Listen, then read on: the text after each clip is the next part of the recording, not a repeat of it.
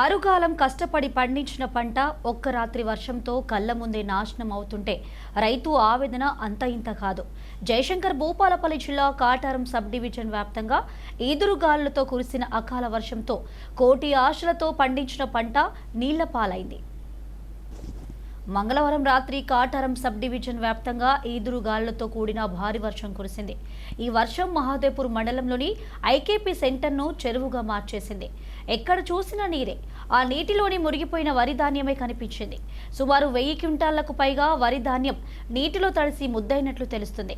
Bommapur IKP centre వద్ద కూడా ఇదే పరిస్థితి నెలకొంది. రైతుల కష్టానికి ప్రతిఫలం ఇలా నీటిలో కలిసిపోవడం వారి కన్నీళ్లు తెప్పిస్తుంది. బొందల కళ్ళం పెట్టిళ్ళు సిసి బ్యాంకులు ఇంతవరకు అయితే నీళ్లు పోయే సౌకర్యం చేయలేదు. కాలువ తీపిస్తున్నారు, కాలువ తీపియలేదు ఇంతవరకు ఇవ్వాలి. వచ్చి సిసి బ్యాంకులు వచ్చిన వాళ్ళు కూడా ఇంతవరకు వచ్చి చూడ కూడా చూడలే. ఎంతమంది డ్యామేజ్ అయింది కూడా.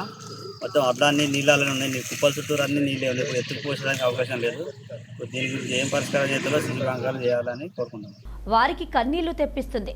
తడిసిన ధాన్యం నాణ్యత తగ్గిపోవడంతో రైతులు భారీ నష్టాన్ని ఎదుర్కొంటున్నారు.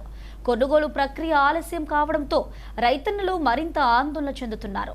వెంటనే ధాన్యం కొనుగోలు చేయాలని, టార్ఫలిన్ కవర్లు అందించాలని, పంట నష్టపోయిన రైతులను నష్టపరిహారం అందించి ఆదుకోవాలని రైతన్నలు ప్రభుత్వాన్ని వేడుకుంటున్నారు. 1000 క్వింటాల వడ్లు నాణ్యాయి, నీళ్ళలోనే ఉన్నాయి, ప్రస్తుతం నీళ్ళలోనే ఉన్నాయి.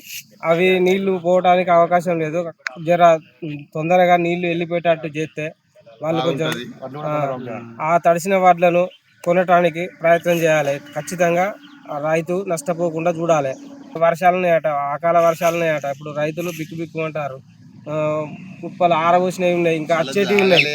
ఇప్పుడు నిన్న ఒక లోడ్ పంపించారు, అయ్యే ఇంకా నింపిన బస్తాలు కూడా నానినాయి, నీళ్ళలోనే ఉన్నాయి. అవి కూడా పంపిస్తే అయ్యేపోవు. కొంత ఇప్పుడు బయట పడ్డట్టు ఇంకా కొన్ని కుప్పలు కుప్ప పోసుకున్నాయి, నీళ్ళలోనే ఉన్నాయి, వెళ్ళకుంటున్నాయి.